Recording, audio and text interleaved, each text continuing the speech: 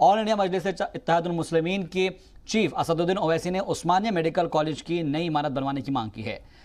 अस्पताल के दौरे के बाद ओवैसी ने तेलंगाना हुकूमत से कहा है कि बहानेबाजी छोड़कर 1000 करोड़ रुपए जारी करे ताकि आलमी शोहरत याफ्ता ये अस्पताल गरीबों का सहारा बन सके। कोरोना के दौर में बेहतरीन काम को याद दिलाते हुए ओवैसी ने कहा कि इसकी सारी इमारतें टूट रही हैं, कई काम बंद हो गए हैं, लेकिन सरकार इसे तारीखी बताकर हाथ खड़े कर देती है। लेकिन वो मांग करते हैं कि सरकार सारे बहाने छोड़े, अस्पताल की नई इमारत की तामीर का ऐलान किया जाए। और याद रहे कि तेलंगाना सीएम इस वक्त लगातार नई इमारतों का इफ्तिताह भी कर रहे हैं। इसी सिलसिले में वो सिद्दीपेट और वारंगल के दौरे पर भी पहुंचे थे।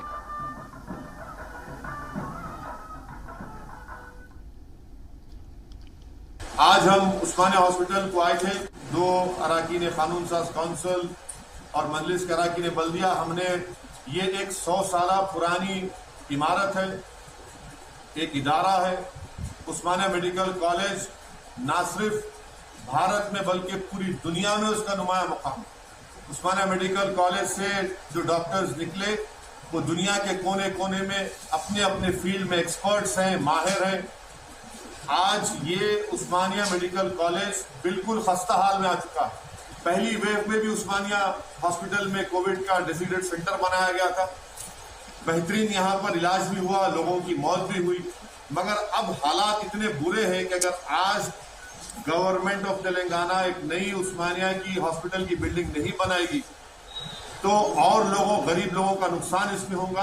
हम चीफ मिनिस्टर से साफ और वाज़ेह अल्फाज में कहना चाहते हैं हुकूमत से, आप वो हेरिटेज की बिल्डिंग को रखना चाह रहे रखिए, उसको डिमोलिश करना चाहते डिमोलिश करिए, हमको उससे मतलब नहीं। हमको मतलब है उस्मानिया में आप एक नई और उस्मानिया में हॉस्पिटल में एक नई बिल्डिंग को बनाइए।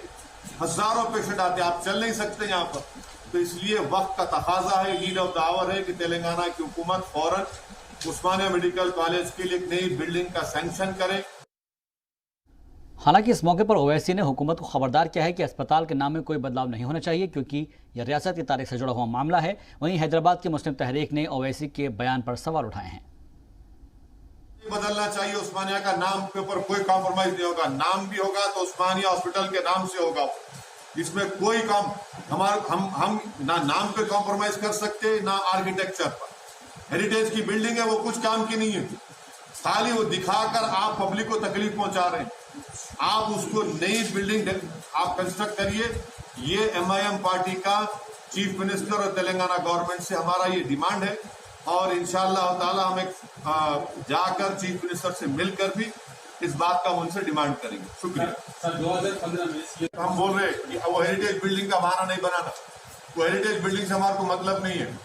हेरिटेज प्रोटेक्ट करना यकीनन 4 मीनार है, मक्का मस्जिद है, मछली कमान है, किले गोलकुंडा है, सालार जग म्यूजियम है। ये हेरिटेज को देखेंगे या आप लोगों के इंसानों की जानों को बचाएंगे? आप पेशेंट्स है यहाँ पर, एवरी ईयर 90,000 ऑपरेशन होते गरीबों के। यहाँ पे किडनी ट्रांसप्लांट होता, लिवर ट्रांसप्लांट होता, हार्ट के बाईपास सर्जरी होती। तो ये पूरा ये क्या होगा बोला?